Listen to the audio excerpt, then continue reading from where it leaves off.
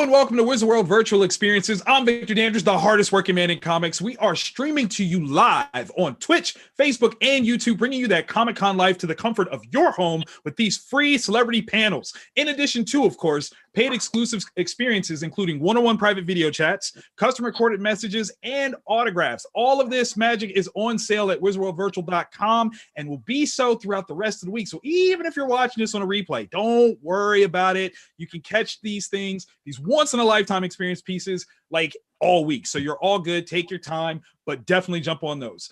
Also, don't forget to check out the signed memorabilia and works of art from our favorite artists and vendors from all the previous virtual experiences and some of our physical conventions. All of this magic, all on sale, wizardworldvirtual.com, wizardworldvault.com. I'm getting tongue-tied. That's how awesome this stuff is. I can't even talk about it. Ladies and gents, it is my pleasure to bring to the virtual stage the star, yeah, I said it, the star of Terminator 2 Judgment Day, Mr. Eddie Furlong. Hey!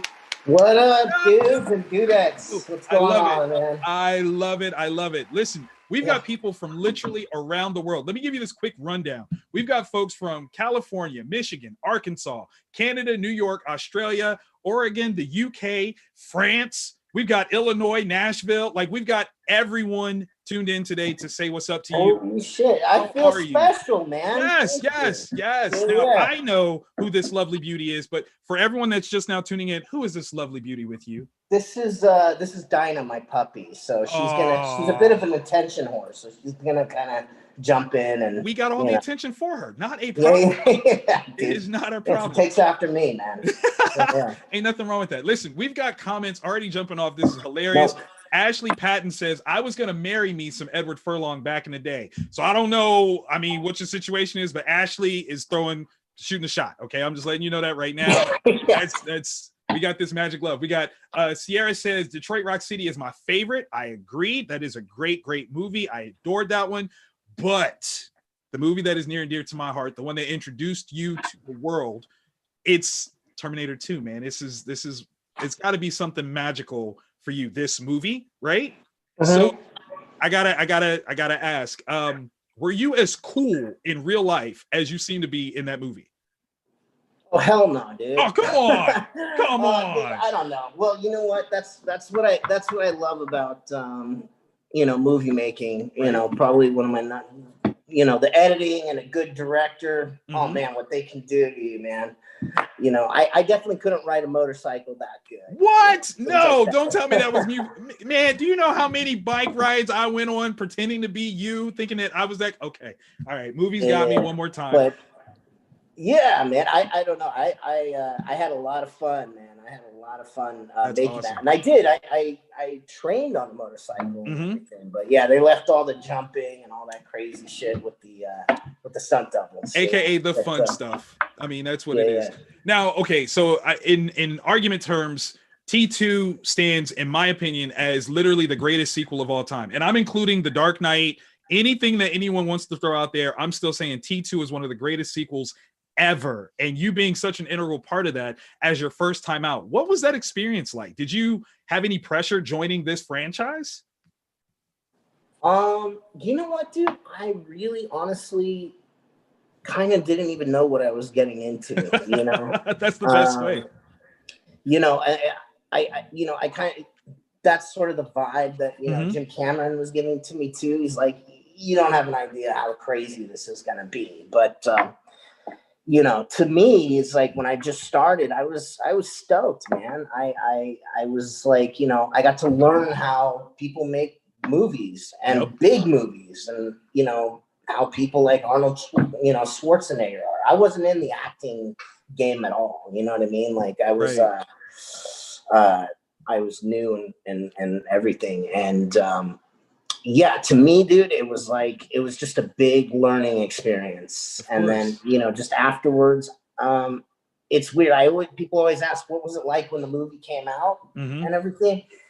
And it's hard to explain, man. It's like, I know I have much more of an appreciation of how big the movie was now than I did then. It's because it all was sort of just happening and scale and perspective. Yeah. Yeah. It's all happening to you, so it's different, right. But I mean, but you really were America's sweetheart, like in a hardcore big bad way. I mean, I think the only child actor that was more recognizable than you was Macaulay Culkin. And I think you could have beat him up in a fight easily. That's just me. Kevin. No, I wouldn't want to do that. I mean, I'm not saying I'm condoning such things, but John Connor could definitely beat Kevin McAllister any day of the week, if you ask me. Yeah. But I mean, you were saying that you weren't into the acting scene. So how do you go from not being, part of the acting community to literally the savior of mankind from tyrant robots? I slept my way to the top. That is the way, people. The way. That's you know what, dude? It's crazy. I basically, it was weird. I was going through this crazy kind of period as a kid, and I, recently had run away from home and all this shit. And I used to hang out at this place called the Pasadena Boys Club. Right. Pasadena Boys and Girls Club now. But little did I know that I was there, and this strange lady who's like in her 40s is kind of staring at me the whole time. I was for like an hour. She's sort of following me around, kind of like, "What's up with this bitch?" Right. Then she asked me if I wanted to try out for a movie, and I was completely, stoked. But then when I got home and told my, aunt and uncle who I was staying with at that time, what had happened, they're like, "Yeah, you know what? I wouldn't get too excited because that might be like some child pornography shit." Right. Like this is. Let's find out some stuff first before we say yeah. But yeah, they picked up the phone, they called them, and then they're like, "Oh my God, it's for Terminator 2," Wow. And of course I had already seen the first Terminator. Okay. And all that. Okay. And then, yeah, man, it was a hard audition process, but it went on from there. And, okay. When it came to the audition, were there many, other people that were up for the role, or was it really just kind of a different experience for you that made it so hard? It was, well, there was a lot of people up for the role, and, it was, I had never acted before. So, I mean, like, I was kind of learning this as this was happening. And also, like, I was against like 300 other people. Wow. So, yeah, I just kind of kept going back. And before I knew it, something that you could sort of not take so seriously, slowly started becoming more serious. And I was like, wow, there's an actual chance for this. And, yeah, man, I just took it. I was like, this is intense. This is real. And it's super opportunity. Around with this. Right. No, that's dope. That's dope. We got Joshua Collis said Edward Furlong is an icon, capitalized, and a true legendary performer and artist. I absolutely agree. Total respect and much love to this inspirational, brilliant performer. So you've got tons of love coming through here. That's so sweet. Thank you, guys. Yes. Thank you for all your support, man. It's like, I love this. I love getting a chance to kind of hang out with you guys at all. Of course. Yeah. Hold on one second. Getting a cigarette real quick. Sure. This is the magic of the virtual panels. Anything and all things happen, man. We keep it moving. So many wonderful people tuning in right now. This is awesome. Hey, how you doing? We got France in the building. Much love to you guys. This is awesome. It's okay. I think we're about to have a special guest. It's about to be crazy. Sorry about that. No, it's all good. It's all good. Yeah. So, I love it. Okay, so here's another piece here. This is from Geraldine from France. It says, "Hello, I'm French. Hope I can ask a question too." Yeah, she's on my Instagram. I love it. She's a big fan. That is awesome. What is the period of your life that you most loved? That's a big, deep. Yeah, that's a deep question. I gotta say, when my son was born, that whole period of time, and of course, getting to hang out with him, getting to know him, getting to see his little soul, right? Kind of, it's deep. I mean, it's crazy, man. Like, you realize these are actual like adults stuck in little baby bodies. It's so true. It's oh crazy. my God. Yeah, yes, indeed. So, yeah. It was very cool. That's very, very awesome, man. That's very awesome. Okay, so here we go. John Connor, this one's from Ashley. Says John Connor is everyone's hero, but who is your hero? Oh man, you know what? That's always changed a lot. You know, like as a kid, I really I don't know, I wanted to be like Val Kilmer in The Doors. You know what I mean? Okay. I thought Jim Morrison, I thought like John Bonham, I thought people like that were the fucking greatest. Right. And it's awesome, man. I it's like the more and more I think about, actually, believe it or not, like someone like Arnold, man. Arnold is a great freaking hero, man. Right. Like he really does everything he sets his mind to. He became, the top bodybuilder in the world, and then he became the top movie star in the world, and then he became governor. I mean, that's like a true kind of like American sort of story, you know what I mean? So yeah, I mean, it's always changing, and I still but when I meet rock stars and shit, you know what I mean? Like usually with like other celebrities, like other actors and shit, I'm like, whatever. Right. But it's like when I meet Metallica, or yes, something like that, like I just turn into like a little girl. I'll clam up. Right. I get really shy. I don't know what to say, because I grew up just listening to those guys. Right. All right. So Metallica is your top fan out moment. Do you have like an actual story where you met like Lars and everybody, or is this just yes? Talk I to did us. Like this Metallica video, and I did an Aerosmith. Oh yeah, yeah. But it's same with those guys. Like I was just like a little rocker kid. So love it.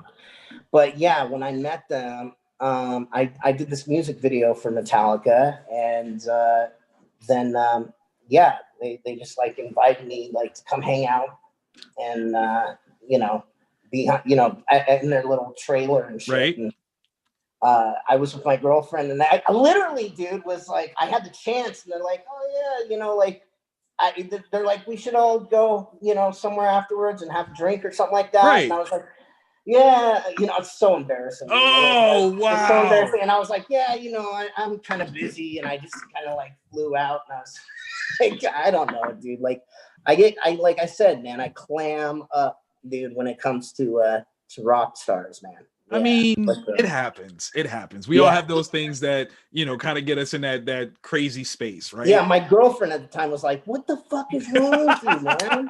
Do you not realize who you are? And you're like, yeah, but they... Yeah. I get that. Yeah. No, that's crazy. World to Candace brings up a very powerful movie in your repertoire, American History X. And for those that haven't seen it, I mean, you're talking about a movie that explores culture, race, super like topical in a lot of ways to today. What was it like working on that film with Edward Norton? Yeah, dude. Well, what's crazy is I feel like in a lot of ways that movie's become even more relevant today than it ever was. Right? It's wild, Yeah.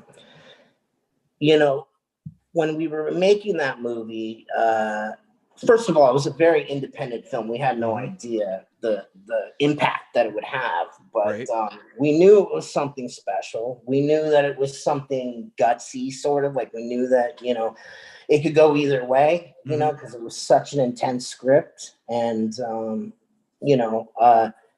there was a lot of times when we were doing it and we're just like, I don't know, like, I don't know if we should be doing this, man. Right. But the message and everything was, but it's insane. I feel so proud because, they're showing that movie in social study classes. Yes, they are. Yes, they are. Right. And, they're, people have come to me and said that changed their life and all this shit. So it's had the impact that we wanted it to have, which is great, Of course. I'm very proud of it. Yeah. Yeah, and you tend to pick roles that are subversively endearing. Like they might not seem like it on paper, but through, even if it's just your portrayal of these characters, from you know, John in Terminator 2, Detroit Rock City, American History X, they become characters that we connect with on a very internal basis. Is there something to your selection process, or are you just lucky and just killing it every time you get these roles? Oh man, you know what, dude? I get lucky when I get those roles, and you know, there's a lot of shit in between. You know what I mean? So of course. Like, of course, the good ones stick out more, and Right. but yeah, I've been lucky to be able to do like a lot of great ones too. And that's the thing, man. You never know, dude. Right. Sometimes you never know exactly how things are gonna hit. You know. Like I said, like, you know, American History X was an extremely low budget, you know, artsy film, and none of us expected, you know, for it to be, you know, like it is now. Right. You know? I mean, it's literally a cultural conversation piece, cult movie, and huge, absolutely huge. And also, you know, like I got to admit, like, you know, when I was doing T2, like I said, it was like a learning experience, and you know, a lot of it is a very slow, kind of arduous process. So it's like, you know, the scene where we're in the river, it took forever. It took us like over a month just to shoot some of that shit. You know what I mean? And it's like a lot of it is just like getting this 1-2 second shot where you're like looking at a piece of tape and shit like that. And then, you know, you have a guy who's supposed to be Robert Patrick in a tinfoil suit, you know, shit like that. So you're just like, you know, I got to admit, like, I was like, when I first saw it, I was blown the fuck away, because I was like, holy shit, I thought this shit was going to look horrible, man. You know what I mean? I was like, of course, wow, dude, these people really know what the fuck they're doing. Yes, you know? yes. Like literally still to this day, T2 holds up. In fact, Mustard Papa says, I literally have T2 on pause right now to watch this. That is how dope that movie is. Another big fan, Mustard Papa. What's up? Yes, dude? Yes. I love that. Yeah. So, okay, in terms of watching your movies, there are some stars that I've talked to that don't like watching the work that they've been in. They get very self-conscious about it. Do you like to watch your movies? Do you learn from seeing how it's actually executed versus what you remember? Yeah, I pretty much put on a Eddie Furlong Film Festival every day. That's awesome. You know, I sit, I laugh, I cry, and it's all me. Hey, there's nothing wrong with that. No, I actually, I kind of, I'm kind of with that. It's a little difficult for me to watch my movies, you know, and also, you've done them, you know, you know them inside and out, so you're not going to get the same effect as other people, you know. And the sausage is made. Yeah. So, but I love making them, man. I love the whole process of making them, and I love movies in general. You know, just watching them, and obviously you're in front of the camera. What about behind the camera? What sort of aspirations do we have with that? Anything? I would love to do something. You know, we'll just see. You know, kind of what happens. I was kind of like for a couple of years, just, you know, I kind of went on this sort of dark sort of place with drugs and all that shit. And then, I've kind of cleaned my whole act up, and now congratulations on that, man. This freaking pandemic. Right? Like, listen, the world had to clean up too. That's what it was. You got ready. Now the world has to get ready for you. That's what we're talking about. That's a good way to look at it. Yes, man. Absolutely. I mean, and speaking of that, like what is on the horizon for you career-wise? What are your goals moving forward as an actor? What do you want to do? Well,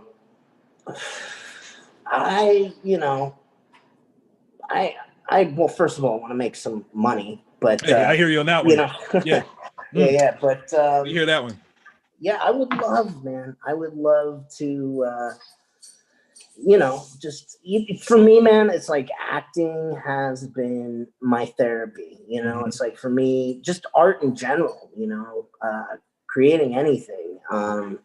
it's been a very healthy sort of way to let go of a bunch of things that I carry, you know, as a person. And, you know, I would love to continue doing that. You know, it's kind of built into me at this point. And built into her too. Hey, that's right. Say hi, Dinah. Say hi. Hi, Dinah. Say hi. Say hi. I love it. I love it. But yeah, I just, you know, like, I mean, that's basically what I want to, you know, be able to somehow carry, you know, things that I and other people can relate to, and carry those to other characters, man. You know, I guess that's sort of the best way I can explain it. Got you. Would you ever return to the Terminator franchise if an opportunity presented itself? Oh, fuck yeah, dude. I'm not gonna lie. I saw an interview that was put up online. You made a very strong declaration of what you'd be willing to do to get back in that franchise. I hope no one holds you to that. That would be the most rudest thing possible. Oh yeah, I probably said I'd like suck somebody's cock. You did. That shit, right? And I lost it. I was like, it's not far off, dude. Listen, hey, it was a good franchise, man. I get it, 100%. I need money, man. Come on. Yeah. Jeffrey in our chat is asking, which of your films do you believe is underrated or overlooked that you recommend that fans watch? What's one that we missed and you're like, nah, you need to get on this? Well, it sucks, you know, like I did this movie called This Is Not a Movie, but unfortunately now it's sort of wrapped in with like, because there's some disagreements with the producers and everything. It was out for a little bit, and it was easy to get, but now it's like, you know, kind of, I think they're kind of have it tied up right now. But I think this movie called This Is Not a Movie with this writer, director, Lyle Rubio, who I think is really talented. It's really hard to explain, you know, but Slash, he did the score for it. Okay. Yeah.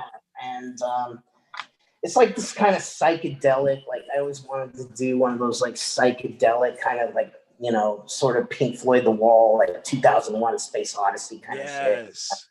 But awesome. Yeah, so I don't know. Okay.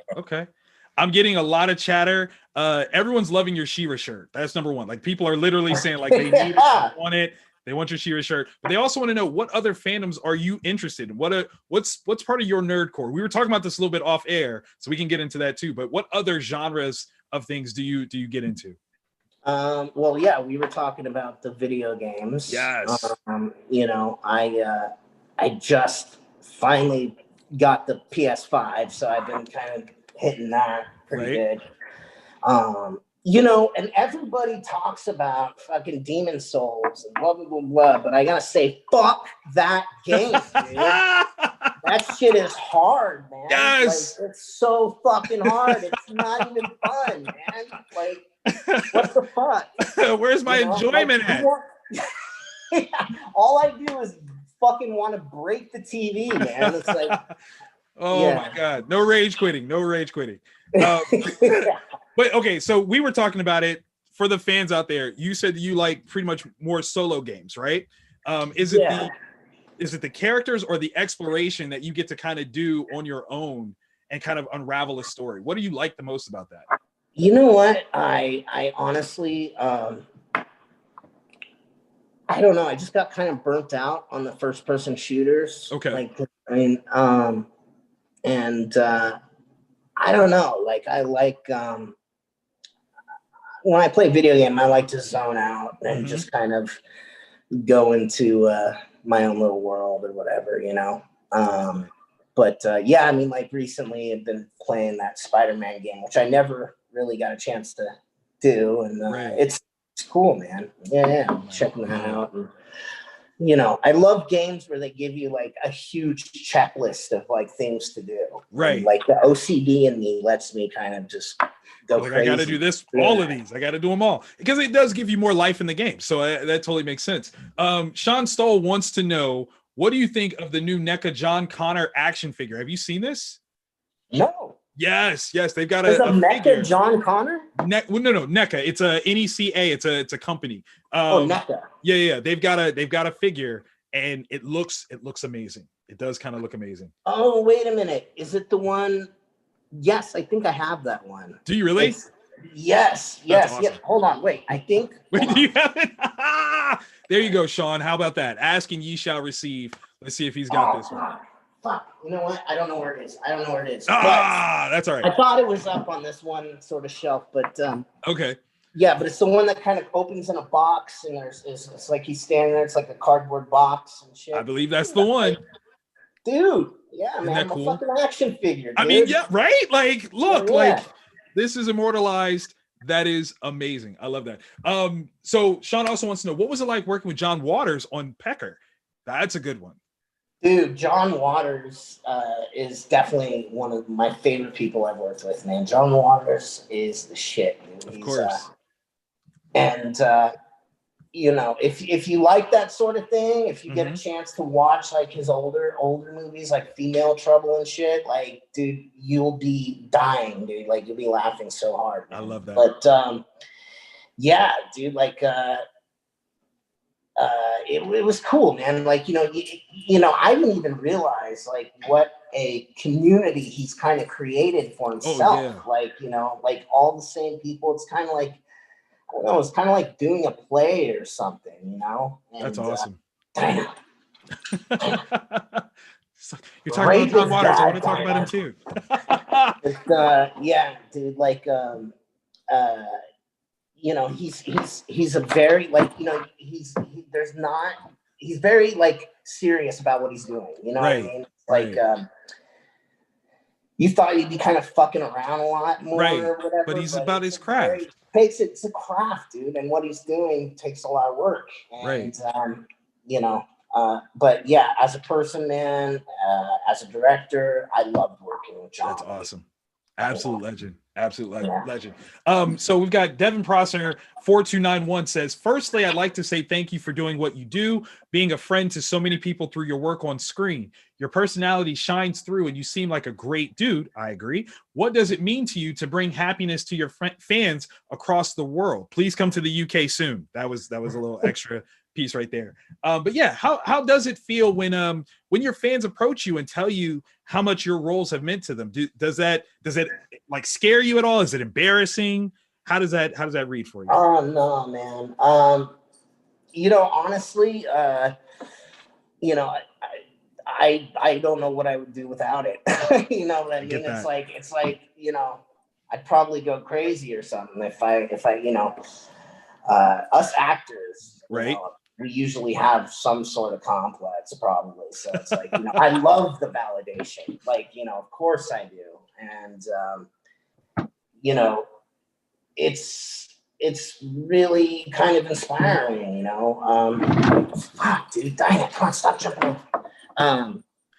Yeah, but it's inspiring to me, man. Like, I gotta say, like, you know, I've been almost sober for like 3 years now. And congratulations on that. A lot of that, dude, to me has been like, you know, like fans have kind of, you know, reached out to me and said, like, you know, you've inspired me to get clean and all of that. So it's like, that's beautiful. It's a big, you know, like, and I take that so seriously, you know, and that means a lot to me. So I try to keep living by example, you know, and, you know, so yeah, that kind of, it believe me, there's a two-way relationship there. Of course. You know?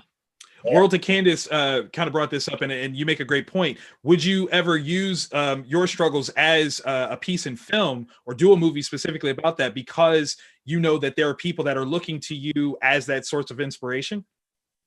I would love to, man. I would love to. You know, like it's funny because people have, like, you know, come up to me and are like, you know, you should write like a book or something like that, and I don't know. I kind of keep turning it down just because I'm like, you know, I still haven't quite figured it all out. I don't have all the answers yet. You know? I get that. You know, like, you know, I'm still kind of learning through this whole process, you know, and, you know, hopefully, you know, if and when I ever get those answers, you know, that and figure out exactly what I've learned through all of this, then I would love to somewhat, be That's able to awesome. transmit that onto something. Right. Dude, that's amazing. That's heroic work, for sure. So Jesse Moore is asking, this is a great one. Have you thought about voice acting at all? I mean, you obviously have the acting chops, but you have such a cool dynamic with your voice. Would you ever want to, do a show, movie, or something like that? Oh my God, dude. Yes. I would love love it. to. I love it. I would love to. And voice actors make a shit ton of money, man. And all they have to do is like walk in their fucking pajamas and say some lines. So that's right. Yes. Deliver, boom. Then they get to go home. Yes. Okay, there we go. Twitter, make it happen. Figure out which character or series that you want Eddie to jump in on. Jesse says he thinks that you would make a great Ninja Turtle. So thank you. Question, like, who was your favorite Ninja Turtle? Did you have one? Is it what's well, I always think of the Turtles like in terms of like the video game. Of course. The arcade game, but what was the guy with the huge stick? What's the Bosaf Donatello, man. Donatello, right? There you go. Yeah. I love that. Oh my God, that's absolute beautiful. Nigel Redpath said Eddie and Norman Reedus have to play brothers in something. Somebody make that happen. That needs to happen 100%. I would love to see you guys in something together. That would be brilliant. Yeah, it's funny, dude. Everybody always tells me that I look like Norman Reedus. Or he looks like you. I don't know who's older. So whoever's older gets to claim that the other person looks like them. So we'll figure that out. We'll do the math on that one. Okay, so in terms of like Terminator lore, all right? How much of it do you know? Like how much of the Terminator history from your franchise, we'll say, do you remember and live with? Like, do you remember when Judgment Day was?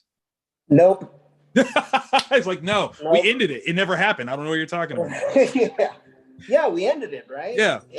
So. Funny enough, in the research for this panel, what I found was Judgment Day is and of course I remember this part. It was August 29th, 1997.